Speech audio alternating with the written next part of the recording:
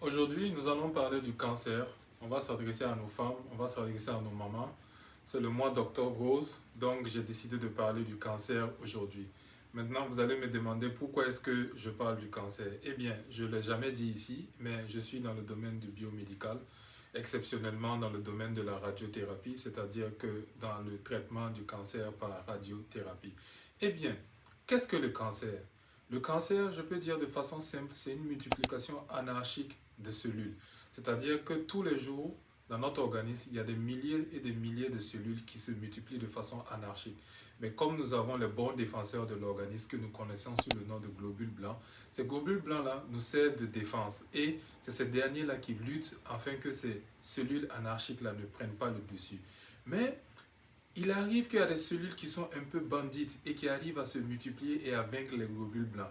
Et c'est ainsi que nous voyons souvent l'apparition du cancer. Maintenant, quelles sont les causes même du cancer concrètement? Comme cause du cancer, nous avons d'abord la cause peut être génétique, c'est-à-dire que tu peux hériter ça de ton père, de ta mère, de ta grand-mère, de tes aïeux. La deuxième cause, elle est due au style de vie. Bien sûr, le style de vie est sédentaire, nous mangeons plus bio, nous sommes de moins en moins mobiles, nous faisons moins de sport. La troisième cause, elle est due aussi à notre environnement. De nos jours, nous avons des antennes téléphoniques, nous avons des micro-ondes, nous avons nos téléphones portables, nous avons nos télévisions. Il y a plein d'appareils qui dégagent des zones électromagnétiques à échelle miniaturisée. C'est vrai que ce n'est pas beaucoup, mais sur le long terme, ça peut créer le cancer. Donc, il y a différentes raisons pour lesquelles quelqu'un peut être susceptible d'attraper le cancer ou d'avoir le cancer. Parce que l'une des causes aussi courantes du cancer, c'est le stress. Et oui, c'est vrai que les articles en parlent, c'est vrai que les journaux en parlent. Beaucoup d'articles ont été publiés à ce sujet-là. Le stress, c'est réel. Quand tu es stressé, ça peut aussi créer ou ça peut engendrer une multiplication anarchique de cellules. Donc, il faut sourire à la vie.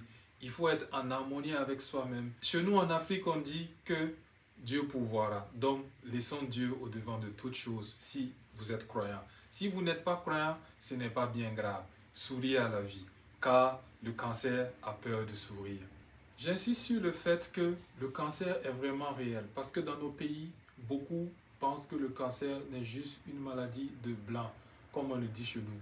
Mais ce n'est pas une maladie de blanc, et les statistiques sont très graves, c'est-à-dire que dans les années à venir, en 2030, en 2040, le cancer va plus se retrouver en Afrique qu'en Occident. Donc nous devons faire vraiment attention, nous devons nous faire dépister à temps.